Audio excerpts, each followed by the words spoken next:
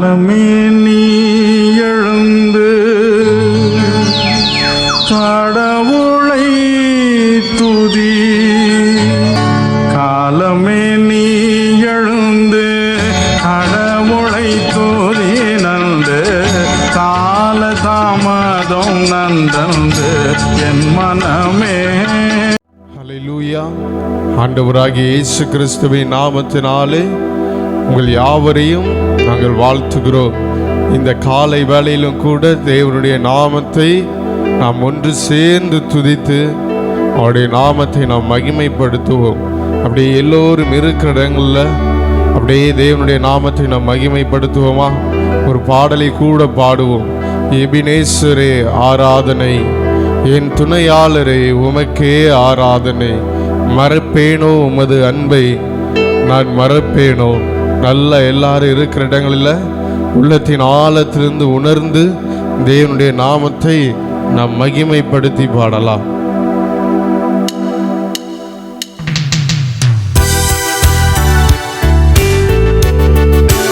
ஆமென். எளியோனை கண்ணோக்கி பார்த்தீரையா, என்னை பெயர் சொல்லி என்னை அழைத்தீரே. உம்மை விட்டு எங்கோ நான் சென்ற போது என்னை தேடி வந்து என் பின்னே வந்தீரையா. நல்ல உள்ளத்தின் ஆழத்திலிருந்து பாடுவோம். எபினேசரே ஆராதனை, என் துணையாளரே ஆராதனை. எபினேசரே ஆராதனை, என் துணையாளரே ஆராதனை.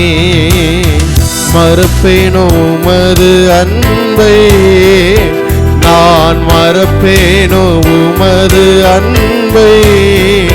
மண்டியிடுவேனும் பாதத்திலே, மண்டியிடுவேனும் பாதத்திலே. எபினேசரே எபினேசரே ஆராதனை, என் துணையாளரே ஆராதனை. எளியோனை கண்ணோக்கி பார்த்தீரையா, எளியோனை கண்ணோக்கி பார்த்தீரையா. பெயர் சொல்லி என்னை அழைத்தீரையா. எளியோனை கண்ணோக்கி பார்த்தீரையா, எளியோனை கண்ணோக்கி பார்த்தீரையா. பெயர் சொல்லி என்னை அழைத்தீரையா. உமை விட்டு எங்கோ நான் சென்ற போதும், உமை விட்டு எங்கோ நான் சென்ற போதும் என்னை தேடி என் பின்னே வந்தீரையா. என்னை தேடி என் பின்னே சொல்லுமா. மறப்பேனோ மறப்பேனோ உமது அன்பை, நான் மறப்பேனோ உமது அன்பை. மண்டியிடுவேனும் பாதத்திலே, மண்டியிடுவேனும் பாதத்திலே. எபினேசரே எபினேசரே ஆராதனை, என் துணையாளரே ஆராதனை. இருள் என்னை சூழ்ந்திட்ட நேரத்திலே, இருள் என்னை சூழ்ந்திட்ட நேரத்திலே. வழி ஒன்றும் அறியாமல் தவிக்கையில சொல்லுமா. இருள் என்னை சூழ்ந்திட்ட நேரத்திலே, இருள் என்னை சூழ்ந்திட்ட நேரத்திலே. வழி ஒன்றும் அறியாமல் தவிக்கையிலே. மறந்தீரோ என்று நான் அழுதேனையா, மறந்தீரோ என்று நான் அழுதேனையா. மறப்பேனோ என்று சொல்லி அணைத்தீரையா, மறப்பேனோ என்று சொல்லி அணைத்தீரையா. மறப்பேனோ உமது அன்பை, நான் மறப்பேனோ மறப்பேனோ உமது அன்பை. மண்டியிடுவேன் உம் பாதத்திலே, மண்டியிடுவேன் உம் பாதத்திலே. எபினேசரே எபினேசரே ஆராதனை என் துணையாளரே. கடைசியா சொல், நீரென் மேல் வைத்த உம் கிருபையினால், நீரென் மேல் வைத்த உம் கிருபையினால் நிர்மூலமாக காத்தீரையா. கடுங்கோபத்தால் என்னை அடித்தாலுமே, கடுங்கோபத்தால் என்னை அடித்தாலுமே கனிவாக என்னை நீ தேற்றினீரே. கனிவாக என்னை நீ தேற்றினீரே. மறப்பேனோ உமது அன்பை, நான் மறப்பேனோ உமது அன்பை. மண்டியிடுவேன் உம் பாதத்திலே, மண்டியிடுவேன் உம் பாதத்திலே. சுலோம எபினேசரே எபினேசரே ஆராதனை என் துணையாளரே ஆராதனை. ஆம் தகப்பனே, இந்த காலை வேளையில உம்மை மாத்திரம் நாங்கள் ஆராதிக்கிறோம் ஆண்டவரே. நீர் எங்கள் துணையாளராய், எங்கள் தேற்றரவாளனாய் எங்களோடு இருக்கிறபடியினால் உமக்கு நன்றி செலுத்துகிறோம் அப்பா. உண்மையே உயர்த்துகிறோம், உண்மையே போற்றுகிறோம் தாவே. தொடர்ந்து இந்த நாளில் உம்முடைய வார்த்தையின் மூலமாய் நீர் எங்கள் மத்தியில் இடைபடுவீராக. உம்முடைய சமூகத்தில் எங்களை ஒப்பு கொடுக்கிறோம் கர்த்தர், நீர் பொறுப்படுத்திக் கொள்வீராக. மீட்பர் இயேசுவின் மூலம் நல்ல பிதாவே. ஹல்லேலூயா. அன்பான தேவ பிள்ளைகளே, இந்த மகிழ்ச்சியான இந்த நேரத்தில் உங்களை சந்தித்து தேவனுடைய மகத்துவத்தை சொல்வது எவ்வளோ பெரிய ஸ்லாக்கியமாக இருக்கிறது. பிரியமானவர்களே, ஆண்டவர் நம்மை எவ்வளவாய் மேன்மைப்படுத்தி இருக்கிறார். அருமையான தேவ பிள்ளைகளே, நாம் அவருடைய ஆலயமாக இருக்கிறோம். 1 கொரிந்தியர் 3:16 நீங்கள் பாருங்கள். ஆண்டவர் நமக்கு ஒரு கூடாரத்தை தந்து அந்த கூடாரத்துக்குள்ளாலே, சரீரமாகிய இந்த கூடாரத்துக்குள்ளாலே அவர் வாசம் பண்ணுவதற்கு நம்மை ஒரு ஆலயமாக அவர் வைத்திருக்கிறார். இந்த சரீரம் தேவன் நமக்கு தந்த ஒரு ஆலயமாக இருக்கிறது. இந்த ஆலயத்துக்குள்ளாலே அவர் உலாவி நம் மூலமாய் பெரிய காரியங்களை செய்வதற்கு வாஞ்சிக்கிற தேவனாயிருக்கிறார். அருமையான தேவ பிள்ளைகளை, இப்படிப்பட்ட ஆண்டவர் தந்த ஆலயத்தை நாம் அநேகர் பலவிதமான மதுபானங்களினாலே, காம விகாரங்களினாலே சிக்கொண்டு இன்னும் அநேக தவறான காரியங்களை செய்து இந்த ஆலயத்தை கெடுத்து விடுகிறார்கள். அதுதான் ஆண்டவர் சொல்ல 1 கொரிந்தியர் 3:17 நீங்கள் பாருங்கள். ஒருவன் என் ஆலயத்தை கெடுத்தால் நான் அவனை கெடுத்து விடுவேன், நாம் அழிந்தே போய் விடுவோம். அருமையான அன்பு தேவ பிள்ளைகளே, அப்படிப்பட்ட அந்த தேவன் நமக்குள்ளாலே வாசம் பண்ணி நம்மை உருவாக்க விரும்புகிறார். அதான் கொலோசியர் 1:27 நாம் பார்க்கும் பொழுது, ஆண்டவர் கிறிஸ்துவ மகிமையின் நம்பிக்கையாக நமக்குள் வாசம் பண்ணி நம்மை உருவாக்க விரும்புகிறார். இந்த நாளில் கூட நான் உங்களோடு பகிர்ந்து கொள்கிறேன். எபேசியர் நிருபம் 2வது அதிகாரம் 21வது வசனத்தை நீங்கள் பாருங்கள். நீங்கள் அந்த கிறிஸ்துவாகிய மூலைக்கல்லில் கட்டப்பட்டு ஒரு மாளிகையாக உங்கள் வாழ்வை கட்டி எழுப்ப வேண்டும் என்று தேவனுடைய வார்த்தை சொல்கிறது. அருமையான தேவச்சனமே, ஒரு மனுஷனுடைய வாழ்விலே உள்ளான மனுஷன் ஒன்று இருக்கிறது, புறம்பான மனுஷன் ஒன்று இருக்கிறது. அந்த உள்ளான மனுஷன் 2 கொரிந்தியர் 4:16 பாருங்கள். உள்ளான மனுஷன் நாளுக்கு நாள் புதிதாக்கப்பட வேண்டும். அந்த உள்ளான மனுஷன் புதிதாக்கப்படும் பொழுது நமக்குள்ளாலே தேவன் வாசம் பண்ணி நம்மை உருவாக்க விரும்புகிறார். இதை உருவாக்கும் பொழுது நீங்கள் ஒரு மாளிகையாக எழுப்பப்பட்டு மகிமையின் மேல் மகிமை அடைந்து 2 கொரிந்தியர் 3:18 படி நீங்கள் மகிமை அடைந்து மறுரூபமாக்கப்பட்ட ஒரு நல்ல வாழ்வோடு வாழும் பொழுது நீங்கள் இந்த நித்திய வாழ்வுக்கு நேராக முன்னேறி செல்ல முடியும்.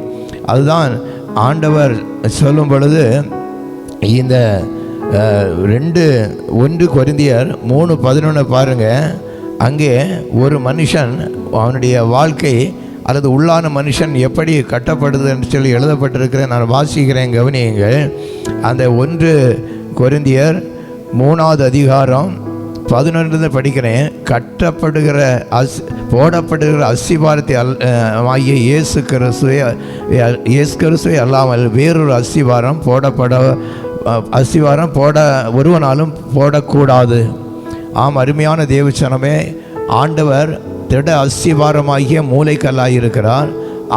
அவர் மேலே நாம் அந்த அஸ்திவாரத்தின் மேலே அழகாக அந்த வாழ்க்கையை உள்ளான மனுஷனை கட்டி எழுப்ப வேண்டும் என்று சொல்லி தேவனுடைய வார்த்தை சொல்கிறது. எப்படி கட்ட வேண்டும்? 12வது வசனத்தை பாருங்கள்.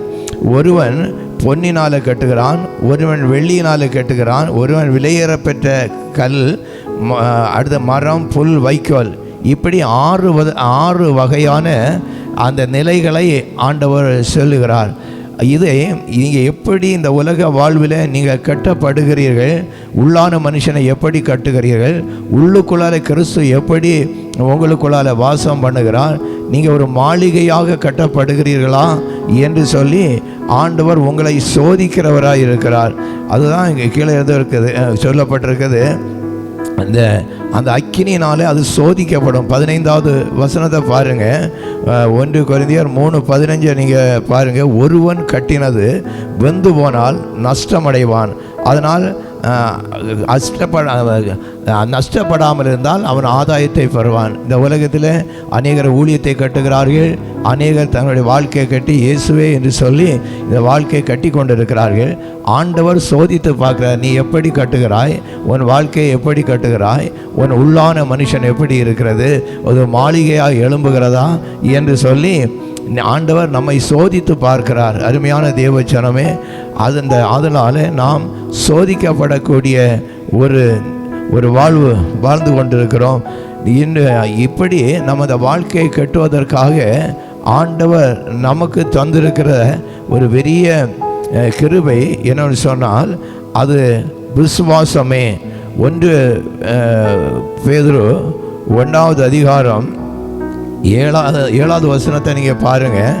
அழிந்து போகிற பொன் அக்கினியினாலே சோதிக்கப்படும், அதை பார்க்க அதிக விலையேற பெற்றதாக இருக்கிற உங்கள் விசுவாசம் சோதிக்கப்பட்டு இயேசுக்கு வெளிப்படும் பொழுது உங்களுக்கு புகழ்ச்சியும் கனமும் மகிமையும் உண்டாக காணப்படும். ஆம், அருமையான தேவஜனமே, இந்த விசுவாசம் எப்படி இருக்கிறது என்று சொல்லி ஆண்டவர் சோதித்து பார்க்கிறார். அந்த விசுவாசத்தின் அடிப்படையில் தான் உங்கள் வாழ்க்கை உள்ளான மனுஷன் கட்டி எழுப்பப்பட்டு ஒரு மாளிகையாக கட்டப்படுகிறது. நீங்கள் எந்த நிலையில் கட்டப்படுகிறீர்களோ, உள்ளான மனுஷன் எப்படி இருக்கிறானோ அந்த வாழ்வை பொறுத்து தான் உன்னுடைய வாழ்க்கை அமையும். அதுதான் உள்ளான மனுஷன் நாளுக்கு நாள் புதிதாக்கப்பட வேண்டும் என்று சொல்லி 2 கொரிந்தியர் 4வது அதிகாரம் 15 சொல்கிறார். நாம் அநேகராய் கூடி தேவனை சோத்தரித்து மைமைப்படுத்தி அந்த கிருபைக்குள்ளால் வந்து நாளுக்கு நாள் புதிதாக்கப்பட்ட அனுபவத்தோடு நீங்கள் நம்ம உலகத்தில் வாழ வேண்டும். அதனாலே தான் ஆண்டவர் சொன்னார், நீங்கள் விசுவாசம் உள்ளவர்களோ என்று நீங்கள் உங்களை சோதித்து பாருங்கள்.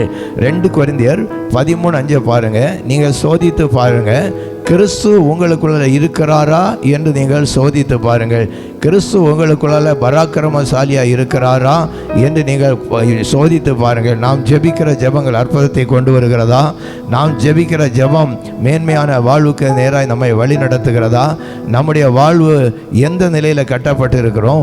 உள்ளான மனுஷன் செத்து கொண்டு இருக்கிறானா அல்லது பாவத்தில் இருக்கிறானா என்பதை நீங்கள் சோதித்து பாருங்கள். நீங்கள் புல்லில் கட்டுகிறீர்களா, பொண்ணில் கட்டுகிறீர்களா, விலையேற பெற்ற கல்லினால் கட்டுகிறீர்களா, மரத்தில் கட்டுகிறீர்களா, வைக்கோலில் உங்கள் வாழ்க்கையை கட்டுகிறீர்களா என்பதை நீங்கள் தாமே சோதித்து அறிந்து உங்களுடைய வாழ்க்கையை மாளிகையாக கட்டி எழுப்புவதற்கு ஆண்டவர் உங்களுக்கு அருள் புரிவார். அதற்காக நமக்கு ஆண்டவர் தந்திருக்கிற விலையேற பெற்ற பொக்கிஷம் இந்த பரிசுத்த ஆவியானவரே. ஆவியான 2 கொரிந்தியர் 3:17-18 பாருங்கள். கர்த்தரே ஆவியானவர். அந்த ஆவியானவர் எங்கேயோ அங்கே விடுதலை உண்டு. அந்த ஆவியானவராலே நீங்கள் மகிமையின் மேல் மகிமை அடைகிறீர்கள், மாளிகையாய் கட்டப்படுகிறீர்கள், உன்னதமான நிலைக்கு உயர்த்தப்படுகிறீர்கள். நாம் உலகம் முழுவதையும் ஆதாயப்படுத்தினாலும் இப்படி நம்முடைய உள்ளான மனுஷனை கட்டி எழுப்பி நித்திய வாழ்வுக்கு நேராக போகாவிட்டால் இந்த உலகத்தில் வாழ்ந்து நாம் பிரயோஜனம் இல்லை என்பதை நீங்களும் நானும் அறிந்து கொள்ள வேண்டும். அதுதான் ஆண்டவர் மனுஷன் உலகம் முழுவதையும் ஆதாயப்படுத்தினாலும் தன் ஆத்துமாவை நஷ்டப்படுத்தினால் அதற்கு லாபம் என்ன? என் அன்பு தெய்வ பிள்ளைகளை, இப்படிப்பட்ட மகிழ்ச்சியான நல்ல வாழ்வை ஆண்டவரிடத்திலிருந்து பெற்றுக்கொண்டு நீங்கள் மாளிகையாக கட்டி எழுப்பப்படுங்கள் என்று சொல்லி இந்த அதிகாலை நேரத்தில் உங்களை வாழ்த்தி ஆசீர்வதிக்கும் பொழுது இந்த ஆசீர்வாதங்கள் உங்கள் மேல் வந்து வலிப்பதாக. இதற்காக நாம் ஆண்டவரை நோக்கி ஜெப தூபங்களை ஏறெடுப்போம். மகிமையும் கனமும் உள்ள மகிமையினாலும் கனத்தினாலும் எங்களை முடிசூட்டுகிறவரே, மகிமையின் மேல் மகிமை அடைந்து நாங்கள் மறுரூபமாக்கப்பட்டு விலையேற பெற்ற வாழ்வு வாழ்ந்து இந்த உலகத்தில் எல்லாவற்றிலையும் வாழ்ந்து செழித்திருந்து ஆண்டவரே உன்னதமான தேவனுடைய சன்னிதானத்தில் மகிழ்ச்சியோடு காணப்படும்படிக்கு எங்கள் வாழ்வை அமைத்து கொள்வதற்கு, எங்கள் உள்ளான மனுஷனை நாளுக்கு நாள் புதிதாக்கும்படிக்கு கர்த்தர் எங்களுக்கு அனுகிரகம் செய்யும்படியாய் செவிக்கிறோம். யார் யார் எப்படிப்பட்ட நிலையில் இருந்து கொண்டு தங்களுடைய ஆத்துமாவை நஷ்டப்படுத்தி கொண்டிருக்கிறார்களோ, எந்த நிலையில் அவர்கள் கட்டப்பட்டு கொண்டிருக்கிறார்களோ அதை சோதித்து அறியும்படிக்கு உங்களை நீங்கள் உய்த்து ஆராய்ந்து சோதித்து பாருங்கள் என்று சொன்னபடி உங்களுடைய விசுவாசம் எப்படி இருக்கிறது என்று சோதித்து பாருங்கள். நீங்கள் எந்த நிலையில் வாழ்வை கட்டி எழுப்புகிறீர்கள் என்று சோதித்து பாருங்கள். உங்களுடைய உள்ளான மனுஷன் எந்த நிலையில் இருக்கிறது என்று சோதித்து பாருங்கள் என்று சொன்னபடி நாங்கள் எங்களையே சோதித்து பார்த்து பரீட்சைக்கு நிற்கும்படிக்கு ஆண்டவர் உதவி செய்யும்படியாக செய்கிறோம். பரீட்சைக்கு நில்லாவிட்டால் நீங்கள் வெற்றி பெற முடியாது என்பதனை ஆண்டவர் சொல்லியிருக்கிறீர். அப்படி ஆண்டவரே ஒரு பிள்ளைகளும் ஆண்டவர் இந்த காலை நேரத்தில் எங்களோடு இணைந்திருக்கிற எந்த தேவ பிள்ளைகளும் ஆண்டவர் ஒரு பிள்ளைகள் கூட நஷ்டப்பட்டு போகாதபடி வெட்கப்பட்டு போகாதபடிக்கு ஹல்லேலூயா இவருடைய வாழ்வு மாளிகையாக கட்டப்படும்படிக்கு கர்த்தர் தாமே அனுகிரகம் செய்து கர்த்தர் இரண்டாம் விசை இந்த உலகத்தில் வரும் பொழுது ஹல்லேலூயா ஸ்தோத்திரம் உண்மையும் உத்தமமானவர்களே என்று சொல்லி அரவணைத்து ஹல்லேலூயா ஆண்டவர் உட்காரக்கூடிய இடத்துல மேன்மையான இடத்துல உட்காரும்படியான நல்ல வாழ்வை கொடுத்து சந்ததிகளும் அப்படிப்பட்ட வாழ்வை பெறும்படிக்கு கர்த்தர் தாமே அருள் புரிய வேண்டும் என்று இயேசு கிறிஸ்துவின் வழியாய் கேட்டோம். ஜெபங்களும் எங்கள் நல்ல பிதாவே. ஆமென். என் ஆத்துமாவே கர்த்தரை ஸ்தோத்திரி, என் முழு உள்ளமே அவருடைய பரிசுத்த நாமத்தை ஸ்தோத்திரி. என் ஆத்துமாவே கர்த்தரை ஸ்தோத்திரி, கர்த்தர் செய்த சகல உபகாரங்களை மறவாதே. ஆமேன். கர்த்தர் நம்மை ஆசீர்வதித்து காக்க கடவர். கர்த்தர் தம்முடைய முகத்தை நம்மையில் பிரகாசிக்க பண்ணி இன்று வென்றும் சதா காலங்களிலும் நீங்கள் உறுதியாய் வாழ்ந்து செழித்திருப்பதற்கு பிதா குமாரன் பரிசுத்த ஆவியானவருடைய திரியதையும் அருள் புரிவாராக. ஆமென். ஆமென். ஆ ஆ ஆ ஆ